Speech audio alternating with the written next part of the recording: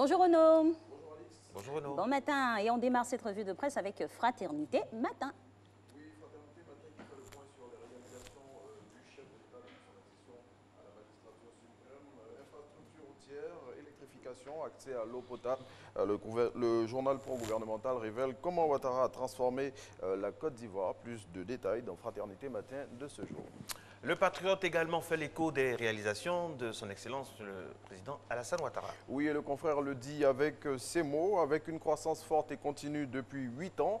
Comment Ouattara a fait reculer la pauvreté? À titre d'exemple, le confrère fait cette comparaison. 51% de pauvres en 2011 contre 35% en 2018. Les chiffres et les dates qui parlent d'eux-mêmes. Plus de précisions dans le Patriote de ce jour. Et avec Soir Info, on s'intéresse à l'actualité politique. Oui, et c'est avec cette une, Ouattara, Bédié, Gbagbo, Soro, ce qui se prépare dans le secret. Pour tout savoir sur ce que les acteurs politiques mijotent dans l'ombre, il faut se procurer Soir Info de ce jour. Tentative de déstabilisation, le gouvernement prend des mesures sécuritaires.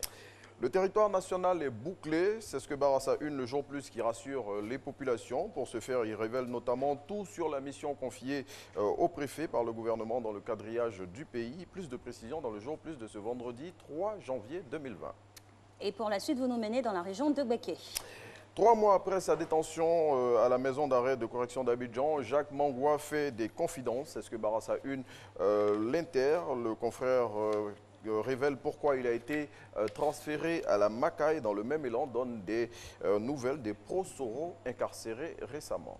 Toujours sur l'Inter, mon très cher Renaud, après son concert manqué de Ferké le 1er janvier, on s'en souvient, Alpha Blondy n'est pas du tout content. Alors là, pas du tout. Oui, la star de la musique reggae dénonce un sabotage, comme le titre d'une de ses célèbres chansons. Selon Jagger, que cite le confrère, ceux qui sont à l'origine de cet acte veulent approfondir le malaise entre Ouattara et Soro, malaise qui est temporaire d'ailleurs. Pour tout savoir sur ce rendez-vous manqué entre Blondy et ses fans de Ferké Sédougou, il faut se procurer l'Inter de ce jour.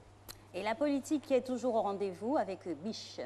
Oui, c'est avec cette une, le Niaga des éléphants a déjà commencé. Niaga, il faut le savoir, signifie en nouchi, l'argot ivoirien, combat ou encore bagarre. Et pour illustrer ses propos, l'hebdomadaire satirique propose cette image avec ces deux pachydermes qui s'affrontent dans un combat de titans dont les premières victimes, malheureusement, sont les populations.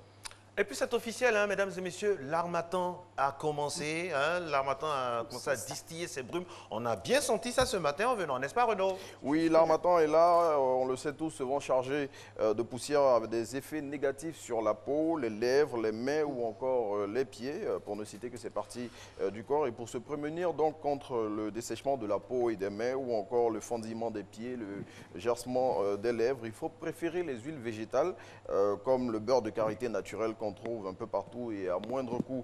Et en plus d'utiliser le beurre de karité, il faut éviter d'exposer le corps au vent violent de l'harmattan. Ainsi, il est conseillé de porter des chaussures fermées et des vêtements adéquats, c'est-à-dire des blousons ou encore des gants pour ceux qui en sont amateurs. Des manteaux pendant qu'on y est? Ben Oui, des manteaux aussi et des écharpes aussi. J'ai vu un chauffeur de Waroro ce matin, mais